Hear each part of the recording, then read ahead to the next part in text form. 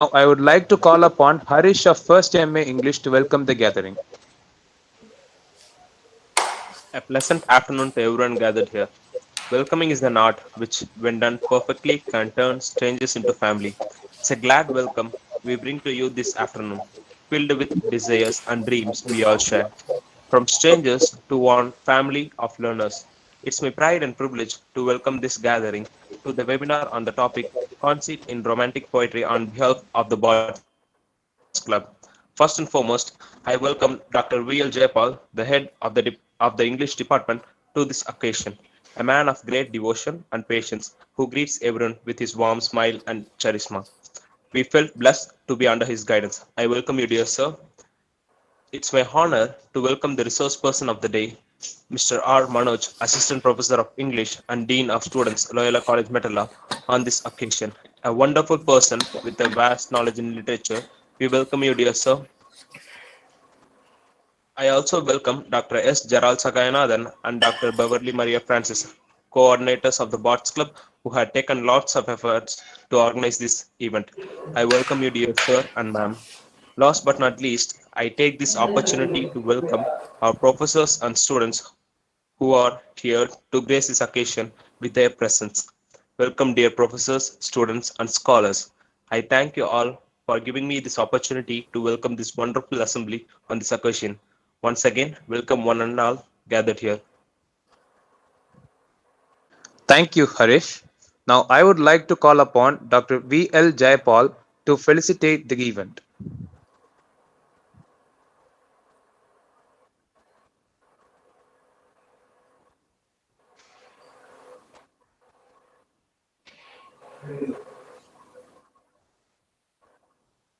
Good afternoon, sir. I am really happy to meet you all through this online meet, and particularly the second meeting of our Bards Club. First of all, I would like to congratulate Dr. Jerald Sahayanathan who has arranged this meeting, and secondly, the chief speaker of the day, Mr. Manoj, our old student. I'm very happy to see you, Manoj, here, and I wish all the participants you will really have a wonderful afternoon with a great literary background, and the essence, from Manoj will definitely enhance your thirst for literature. Okay. And I would also like to appreciate all the staff members of our department, especially those who are in this meet. And I also congratulate all the student participants who are actively participating in this meet. I don't want to take much of your time because you're all waiting to listen to Manoj, the Dean. Okay. And once again, I wish all the participants and the organizers and the chief speaker to have a wonderful day with the literary feast. Have a nice day. Thank you very much. Thank you very much, sir.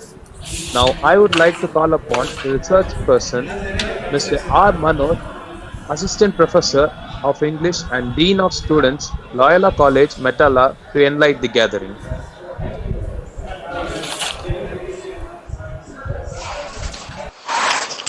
A pleasant good evening to one and all present here. Before entering into the session, I would like to register something in this forum. I remember the day I entered the portals of St. Joseph's in the year 2014 to procure my master's degree. I was very raw, with no content and no language. I was neither with literary knowledge nor capable of speaking a single sentence coherently in English. St. Joseph's fed me everything like a mother. At the outset, I would like to thank the Department of English, St. Joseph's College, Trichy, for offering me this wonderful chance. I also extend my sincere gratitude to my beloved teachers, Dr. Joseph Arul Jayaraj, Dr. T. Vadivu, Dr. Papu Benjamin Ilango, and the other professors. So here I am beginning my presentation.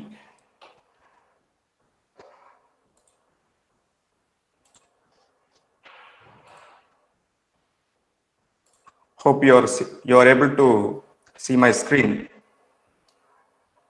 Okay, today the topic is conceit in romantic poetry. We would have heard conceits in metaphysical poetry, as well as in Petrarchan poetry, but it's a small research made upon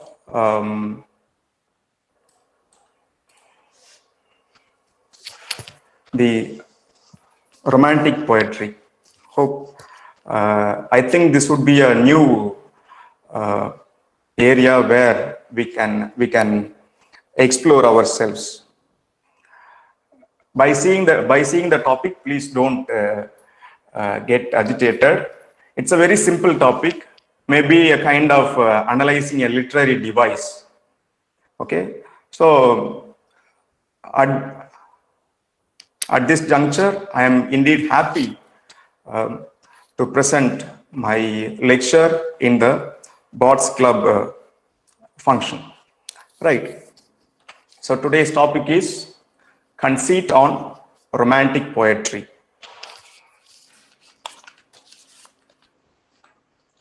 What is a conceit? Usually, whenever we begin with anything, we'll start with the definition. So I also shall take the privilege of starting this topic with the definition of conceit. So conceit is an extended metaphor. It is a kind of metaphor, but it is not a metaphor. Maybe later in our presentation, in my lecture, I would try my best to differentiate metaphor and conceit. So coming to the definition, it is an extended metaphor, makes a comparison between two dissimilar things. Okay, say for an example, here I have given the comparison between metaphor versus conceit. The first example is Bruce Lee is like a rock. It seems both the nouns, Bruce Lee and rock, they share similar characteristics. I think that is the reason why we call it metaphor. In the second example, we see the two nouns. Bruce Lee is a dinosaur. I think there is no relationship between dinosaur and Bruce Lee. It is entirely dissimilar. If we compare anything, any two object, any two dissimilar object, and try to get a kind of similarity, it is called conceit. Okay, so when we compare two similar things, it is a metaphor. When we compare two dissimilar things, it is called conceit. So we have two types of conceit. The first one is Petrarchan conceit, and the second one is metaphysical conceit. So let's have a look upon Petrarchan conceit. Before going into Petrarchan conceit, we know Petrarch. Who is Petrarch? Can somebody throw light upon Petrarch? Where is he from? Petrarch is an Italian poet. Italian poet. Yeah. Italian Yes, ma'am. poet. Petrarchan. Yeah, he is an Italian poet. He introduced the sonnet version maybe we call it Petrarch. Petrarchan sonnet, right? So it was Petrarchan sonnet was introduced during the 16th century to England by. Can somebody enlighten me? By Thomas Wyatt and Earl of Surrey in the year 15. Sorry, it's not exact year is not given. 1500s. Okay, so Petrarch. So first, Petrarchan sonnet, once it is introduced in England during the 16th century, I think, 14th and 15th century. During that time in England, there was a great movement called Renaissance. Hope you all know about Renaissance. Renaissance is a movement which is called rebirth, rebirth in everything, in art, literature, lifestyle, in everything. There was a kind of rebirth. Okay, in that time, there were many Renaissance poets who wrote with a Petrarchan conceit. Okay, let's have a kind of look at the Petrarchan. So first came to prominence in 14th and 15th century Renaissance literature, used in Petrarchan sonnets. Okay, during the time of Renaissance, many poets started writing Petrarchan sonnets. Hope we all know about Petrarchan sonnets, 14 lines, octave and sestet, and rhyme scheme, and so on. So Petrarchan sonnets. In the Petrarchan sonnets, they many writers used to use the Petrarchan conceit, right? Usually in Petrarchan conceit, they used this device only to glorify the beauty of their lovers. Okay, it was simply an elaborate and fanciful extended metaphor. Okay, they just glorified the beauty of their lover. Just you can see in this example for Petrarchan Conceit. Her godly eyes like sapphire, shining bright, her forehead ivory white, her cheeks like apples which the sun hath reddened, her lips like cherries charming meant to bite. These are some lines from Epithalamion written by Edmund Spenser.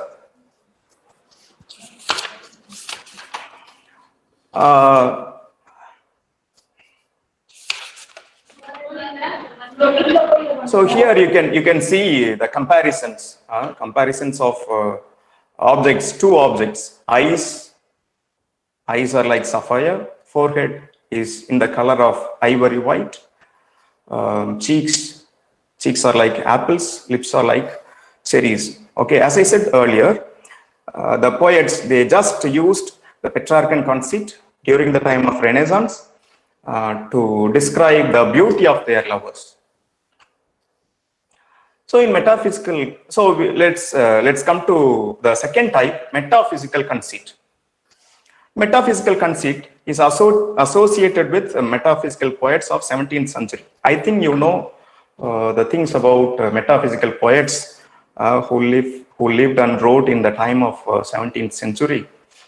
Okay, it was headed by John Donne, and many other writers contributed so much of poetical works during that time. It was they were more intricate and intellectual device. During that time, metaphysical conceit is very intellectual device. It is usually set up an analogy between one entity's spiritual qualities and an object in physical world, and sometimes controls the whole structure of the poem. Okay, so by this time, you would be very happy to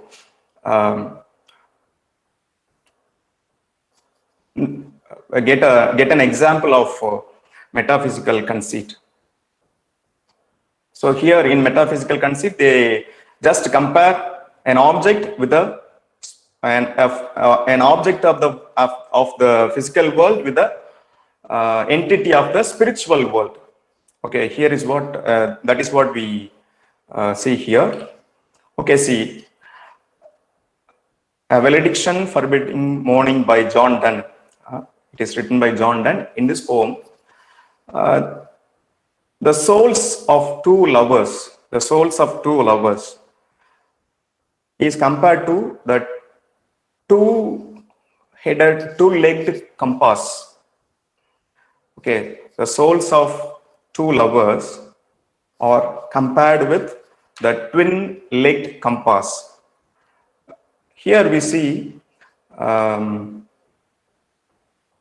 the souls of two lovers is like a spiritual entity, and a twin compass is in the physical world. Compass that we see in the labs or in our geometry box. Okay, so by this time you would have some doubts. Okay, what is the difference between metaphysical conceit and Petrarchan conceit? Just a simple comparison I would like to make. Petrarchan conceit. Okay, earlier we just listened to the differentiation between metaphor and conceit. Metaphor, they compare similar objects, those with similar qualities. But in conceit, we compare two objects but of dissimilar qualities. Here in Petrarchan conceit, two dissimilar entities will be compared, but both of them will be physical entities. Okay, and in metaphysical conceit, two dissimilar entities will be compared, but one will be of physical entity and another one will be of spiritual in nature. Okay, let's take the same example. For an example, in Petrarchan conceit, her good eyes like sapphire shining bright, her forehead ivory white, her cheeks like apples which the sun hath ruddered, her lips like cherries charming men to bite. So in these comparisons, we just see the entities, the objects of similar nature. Okay, eyes, okay, similar in nature as well as, dissimilar in nature, but they are, both of them are physical. Okay, like in Petrarch, physical entity and physical entity will be compared. See here, eyes are physical entities, and sapphires we know it is there in the physical world. Forehead that we have in anybody's human head, any human head, and ivory white we see in the physical world. Physically we can see it. Cheeks, it is an organ of a human body. It is very physical. And apples, yes, of course, it is a physical entity. Lips, cherries, both of them are physical entities. So what we know here is that in Petrarchan conceit, we just compare two physical entities of dissimilar in nature. But in metaphysical conceit, say we'll take the same example that we have seen earlier. The twin compass and the souls of two lovers is compared here. Okay, the twin compass and the souls of two lovers are compared here. Twin compass is very physical. It exists in the world, but I do not know whether the soul is very physical. Of course, it is very spiritual. It is very spiritual. Okay, so by this we come to know that In metaphysical conceit, we compare two entities of dissimilar in nature, but one will be of spiritual and the another will be of physical. Now, I said it will be a very small presentation. We have come to the very end of the lecture. Here, so far we have seen the conceits that are existing in literature. Okay, only two types, Petrarchan conceits. Petrarchan conceits are used during the time of Renaissance, that we know. And the second one is metaphysical conceit. Metaphysical conceit is used during the time of 17th century by the metaphysical poets. Now, in romantic poetry, will there be any possibility to get a kind of conceits in those literary works that emerged during the time of romanticism? Before entering into the conceits that we are going to have a discussion, I would like to make a note on the romanticism. Romanticism, we all know that during the time of late 18th and early 19th centuries, romanticism, a movement was there in England. Okay, what happened during the time of romanticism? In the classical and earlier in literature, they just focused on the God-centric elements. Later, during the time of Renaissance, Renaissance and during the time of Romantic age, they gave human. They became human-centric in nature. Okay, at that time, the poets started glorifying the nature. They accepted emotions. They celebrated imagination. They magnified beauty. They celebrated solitude. They included spiritual and supernatural elements, etc. during the time of Romanticism, which were earlier the crimes, earlier considered to be the crime. But so now let's have a quick look upon some of my findings that I have made in some romantic poetry. First example is Ode to Autumn by John Keats. In this poem, the poet John Keats glorifies nature. He glorifies nature. Okay, now what's a big deal in this poem?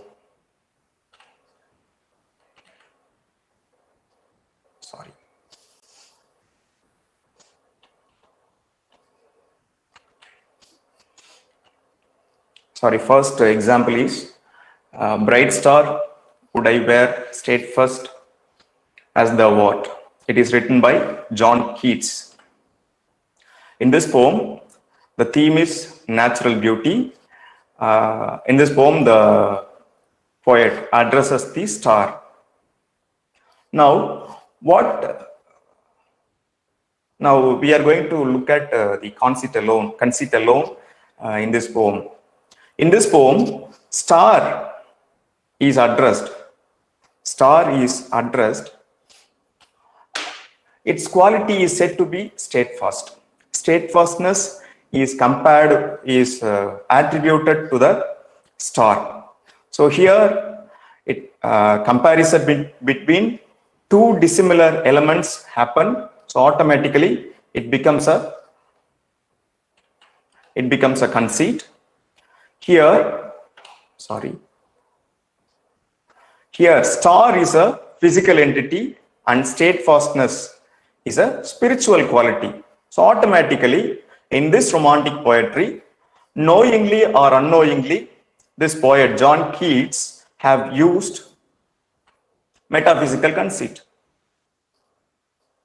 And the another example, To Sleep by John Keats. In this poem, it is a lyrical voice that desires to go to sleep. It's like when you read that poem, you'll feel that going to sleep will be the motive of this author. Now, this entire poem indirectly talks about death. So, what do we find as conceit here? Here in this poem, sleep is given. Sleep is compared to death. So automatically, there happens a comparison between two dissimilar things. Sleep is very different from death. So sleep is a physical activity, whereas death is a spiritual state. It's a state. It's a spiritual state. We do not know what happens during death. But during the time of sleep, we know what happens. We breathe, we just close our eyes. Everything happens. But during the time of death, we do not know what happens. So here, we compare two dissimilar things, sleep and death. Sleep is very physical. It's a physical activity. Death, of course, it's a spiritual state. So here we find a metaphysical conceit.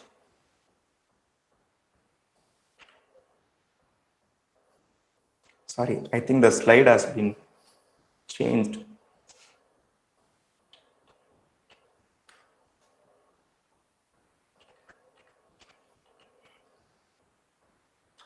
Okay, in Ode to West Wind, which is written by Percy Bysshe Shelley, we find in between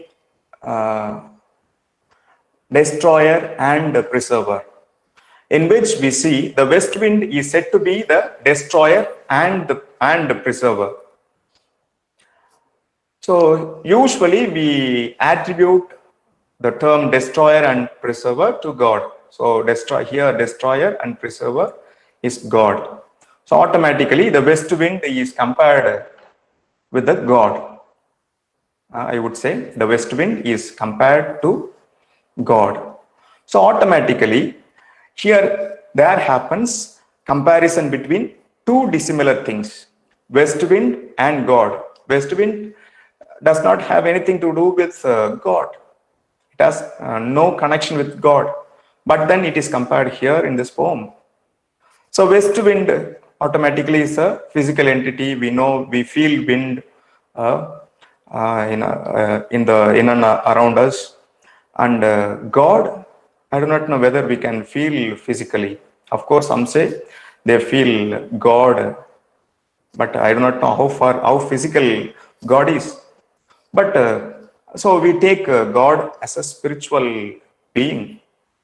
So here, a physical entity is compared to a spiritual entity, a west wind, which means the west wind is compared to God. Obviously, there occurs metaphysical conceit in this poem also, in this romantic poem also. And finally, we are, I just reading through some poems of Edgar Allan Poe. I found this poem very interesting. Hope you all know this story of this poem.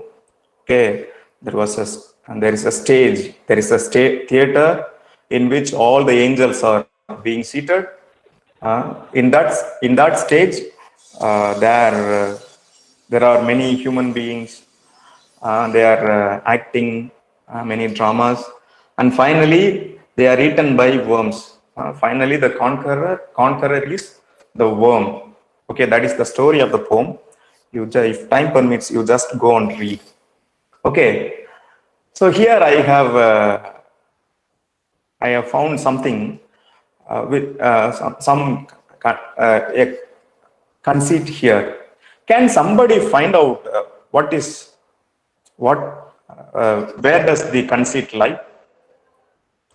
Can somebody throw light upon it?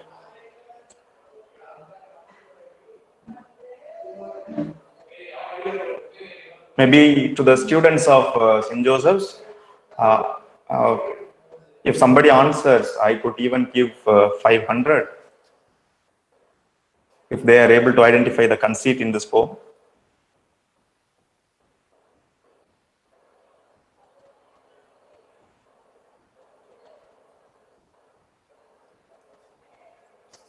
I give you 2 minutes, maybe 2 minutes to read these 8 lines.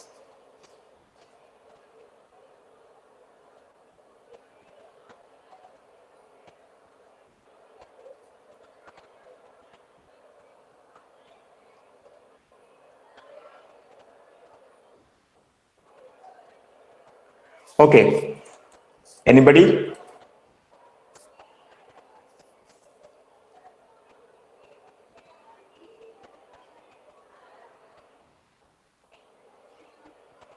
So here,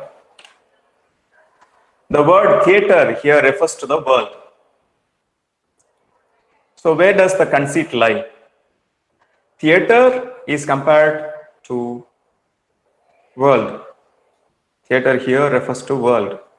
So here the comparison happens between two dissimilar elements, theater and world.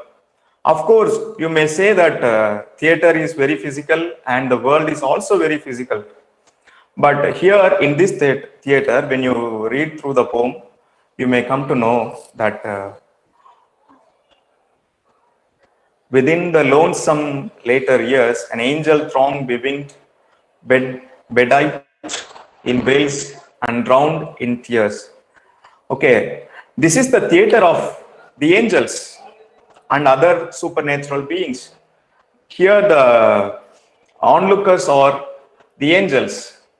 So of course, we do not know whether angels have theaters and to make men to enact plays and have a kind of entertainment with the human. We do not know. So here, the very word theater, of course, to say it may be very physical in nature, but in this poem it is very spiritual, since it is the theater of the angels.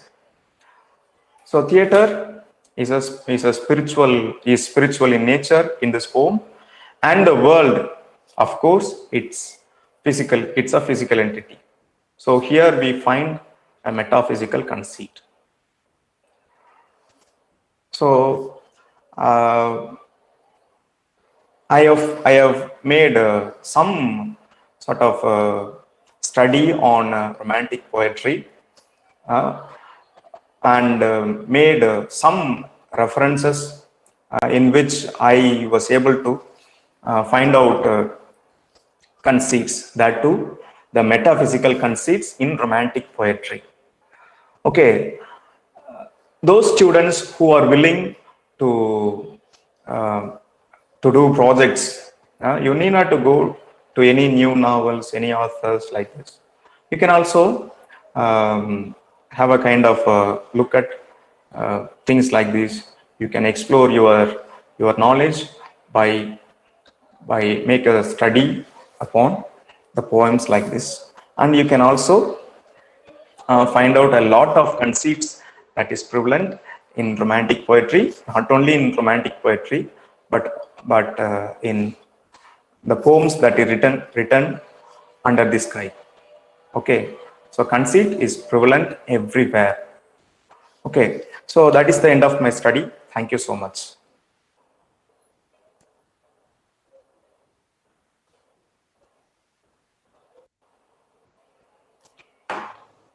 Thank you so much, sir. Now, I would like to call upon research person, I would like to call upon Butlin Joseph First MA English to deliver the vote of thanks. It gives me immense pleasure to deliver the vote of thanks. First and foremost, I would like to thank the God Almighty for this wonderful webinar. I express my sincere gratitude to our resource person, Mr. R. Manoj, Assistant Professor of English and Dean of Students, Loyola College, Mettala, who had honored us with this valuable insight. Despite his busy schedule, he had found time to share his knowledge amidst us. You had explained the conceit in romantic poetry in a detailed way. It inspired us a lot that many of us are willing to write poetry after this webinar. Your talk is very informative. Thank you for joining us, sir. I would like to thank our beloved head of our department for his words of encouragement and constant support program showed to us all the time.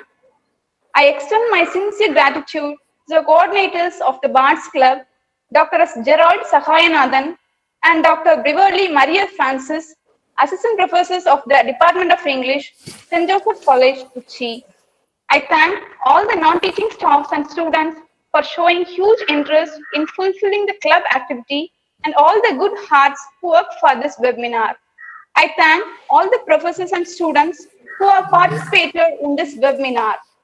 I conclude by saying the words of Heraclitus, "No man ever stepped in the same river twice, for it's not the same river and he is not the same man." Thank you. Thank you, Butlin. I'd like to thank you all for joining this event and making it special. And I would like to thank you all for giving me such a wonderful opportunity. Thank you.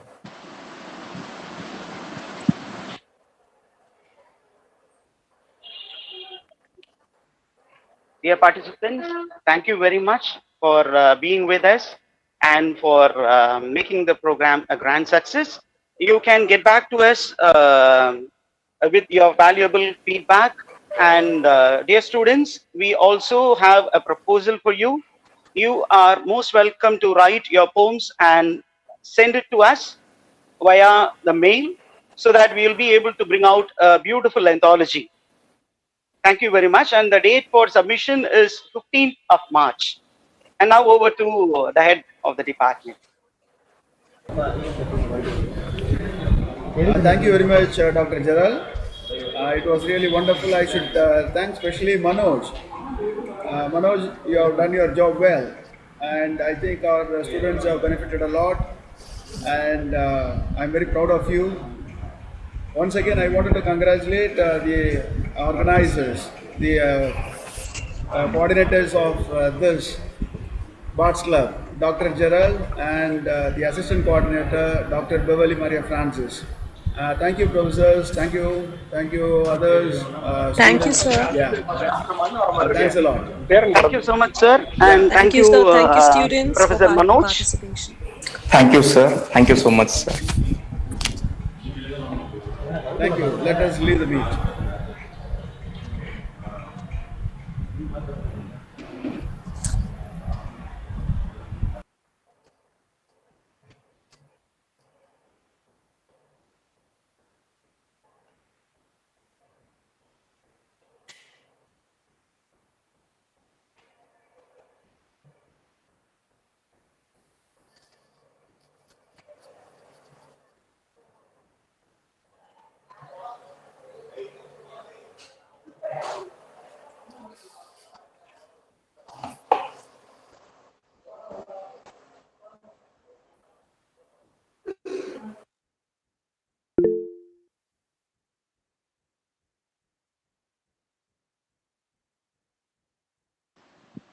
Participants, you're requested to please wait. The feedback link will be posted shortly.